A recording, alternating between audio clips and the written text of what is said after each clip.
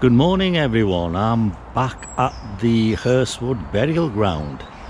Now this video stems off from my previous video, and that video was about my first impressions of the burial ground. And I was really intrigued to go a bit further and find out more about it. So today what I've done is I've organised to meet 𝗔𝗁𝗔𝗁𝗍 Wood, who is the administrator of the burial ground, and also a local historian, and his name is 𝗔Ｈ𝘁𝗵𝗵𝗿𝗱. Now I believe he's actually documented some of the graves and some of the lives of the deceased in this burial ground, so I'm really looking forward to meet them shortly. And if you like this kind of stuff, if you're from Bradford and you like about Bradford history or the local history around Bradford, do have a look at our content on our channel and consider subscribing.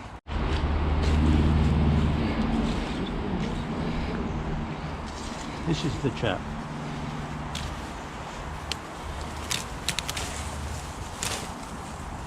Arthur William Cribb.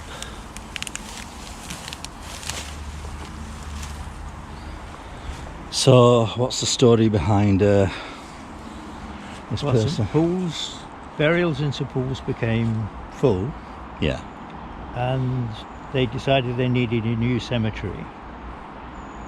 And they found, well, they looked at various sites, found Gnab Wood and decided that. But there was a disagreement with the church about what should happen in Gnab Wood. So Cribb found this piece of land and decided to start his own cemetery at the same time. All right, so you're starting from there. Interesting. Yeah, St Paul's was built in 1825. 1825, yeah. And by 1895 the churchyard was full. Right. William Cribb managed to secure grant funding from what is now the Church Commissioners. Right.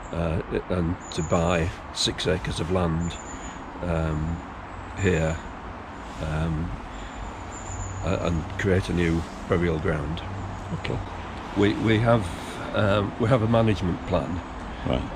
We're restricted by a very keen tree preservation order that we're not allowed to actually prune trees or dispose of any saplings. Right. Without having prior consent under the tree preservation order.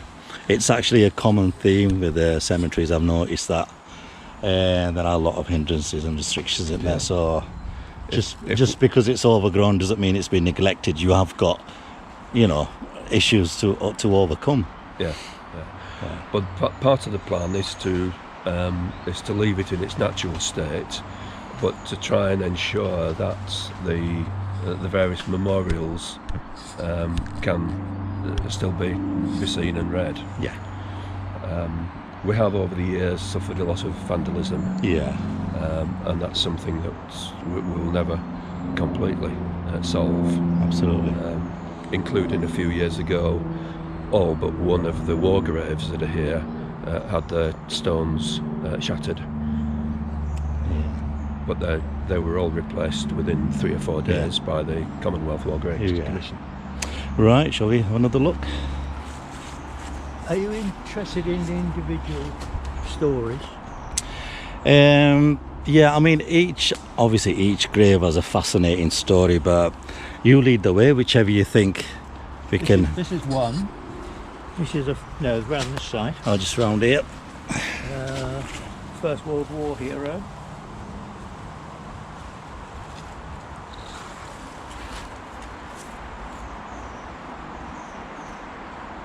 Okay.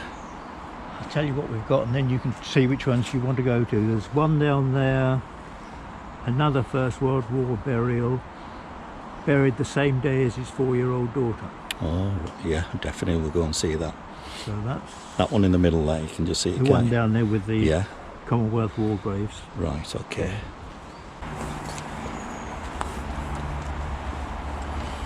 What's this, by the way? I was intrigued about this. Yeah, this is Laurel. We are able to remove without any problem, and also any controlled growth we have to remove.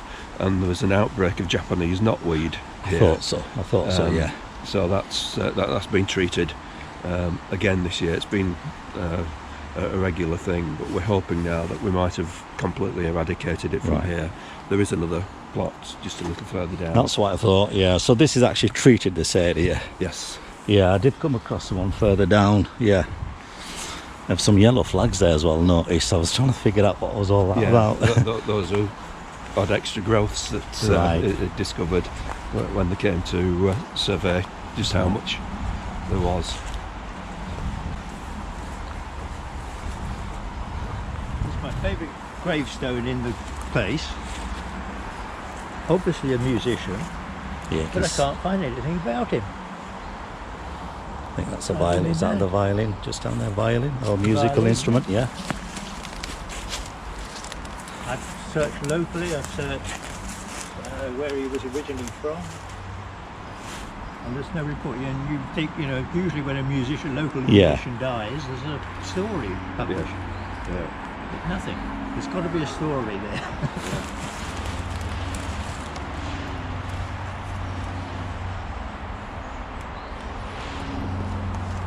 Yeah, you often see the symbology of music, don't you, on some of these graves.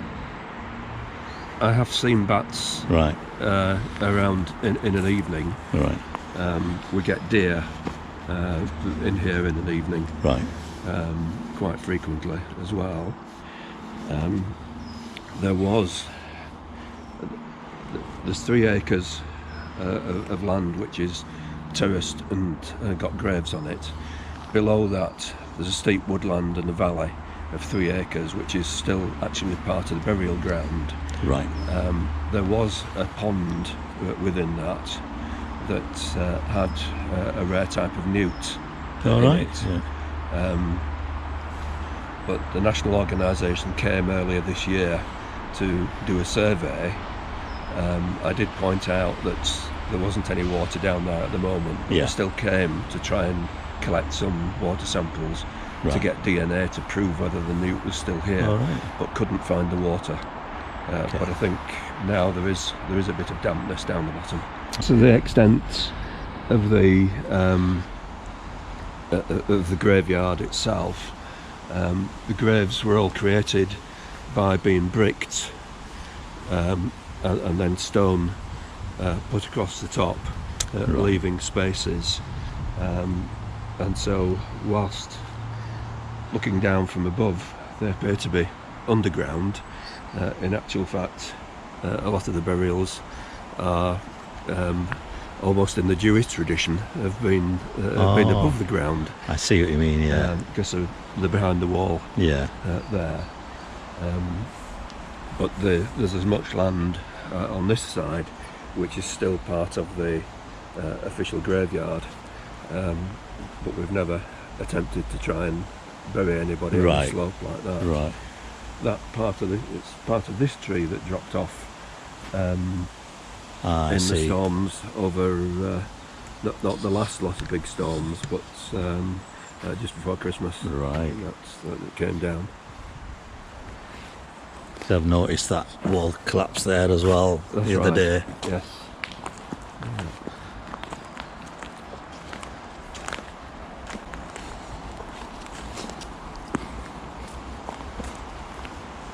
The graves are a mixture of privately owned graves, but then there were the public graves, which are not paupers' graves, so people still were able to pay for a funeral, but the bodies were putting with unrelated people within those public graves. Yeah. See autumn setting. Yeah.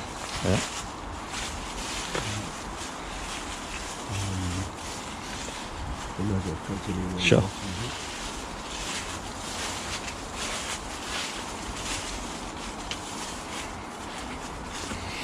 I guess it's no better in summer, as in nothing disappears really, does it?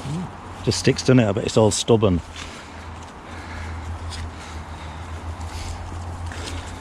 All these flags were identified Japanese knotweed, which has now been treated. Right. But there was a lump of it there, the big brown stalks. Oh yeah, just across there.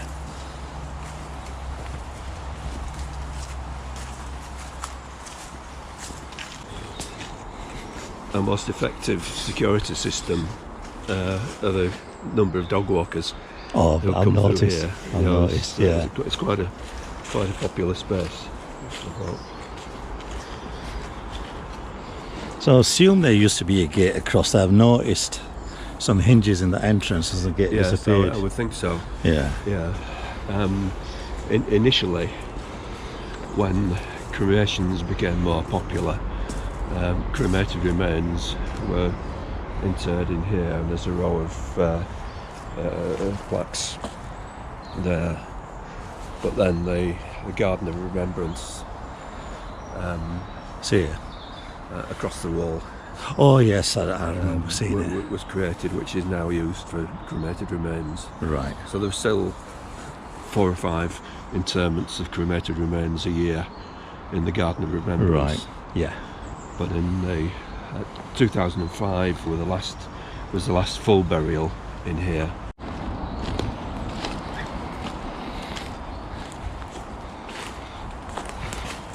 So we have a war grave here. So this is the father and the daughter buried at the same day.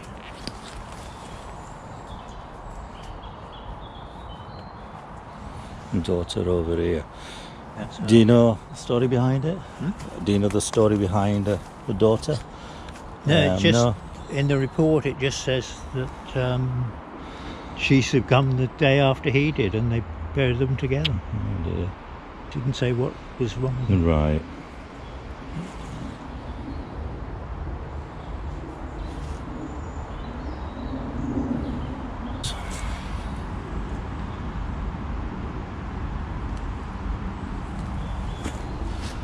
That's one of the stories online, so you'll be able to find it.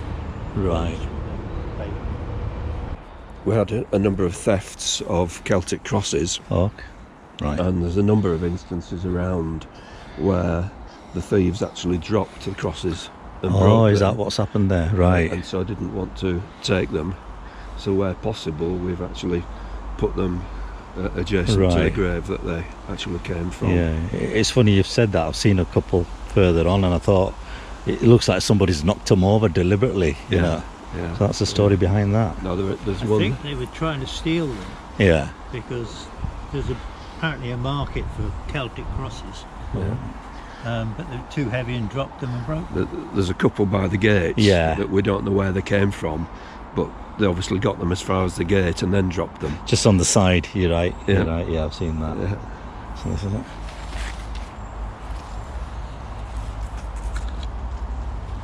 Just so sad, innit? Just make money out of anything they can get hold of. Yeah.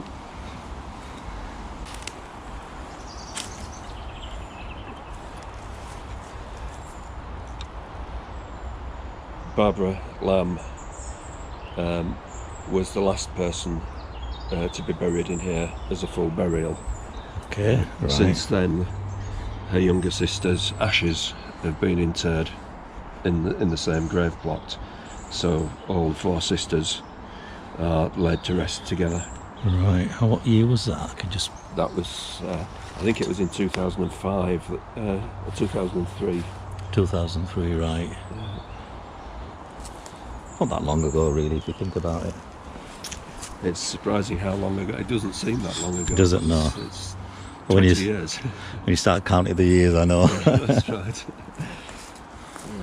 Interesting, yeah. The stone just to the right of the tree there, there was an American gentleman who was researching his ancestry, Right. and he found that somebody was buried here and asked for a photograph of the plot. He was absolutely devastated that it was just a blank plot and there was no memorial.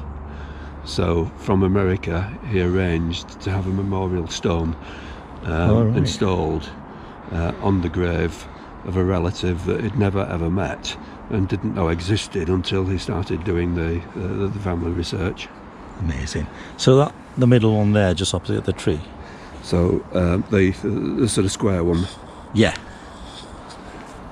So this is the Celtic cross, you reckon? That's right.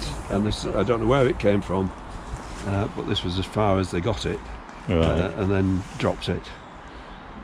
So we've just moved it to be roughly back together again. Yeah. Well, this is the Garden of Remembrance, and it's a part of the Hirst Wood. It's part of the Hirst Wood burial ground. This is still consecrated ground, so it's an extension of St Paul's churchyard. Right. And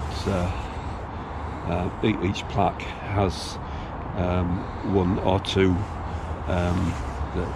cremated remains interred underneath it, and there are still 4 or 5 interments each year.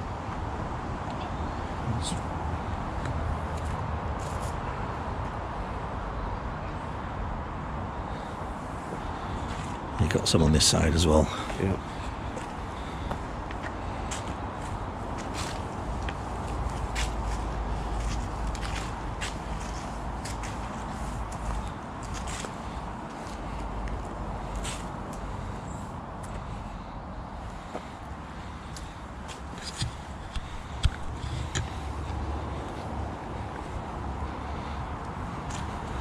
And then there's a big area. Yeah.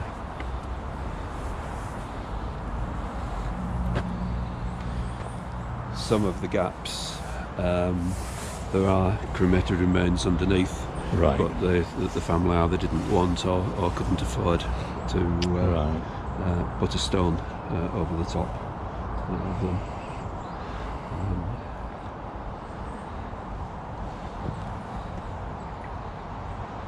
It is quite a large area if you think about it. It is, yeah. I Oh, never- it goes up. Is that never correct? checked it up. There's 1 or 2 rows up each Right. side of the drive, right up to the road. So that was a quick follow-up video of the Hirst Wood Burial Ground. I just want to give a big thanks to Tony and Richard for taking time out and just showing me around and chatting about the burial ground itself. And what I'll do is I'll put some links in the description if you ever want to investigate further. So thanks for following us, and if you are a first time viewer, do consider subscribing, have a look at our channel. So until our next vlog, peace out.